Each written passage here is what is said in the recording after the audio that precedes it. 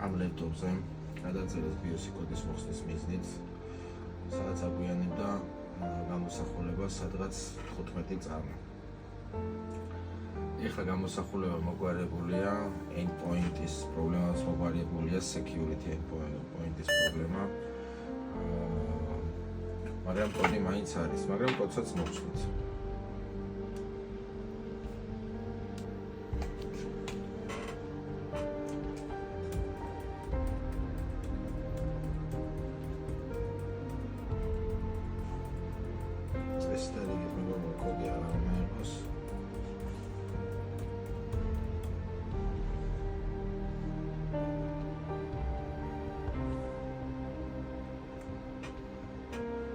Სამია კოდი ეს ლეპტოპი HP Pro 650 აი ეს მეორე თაობა.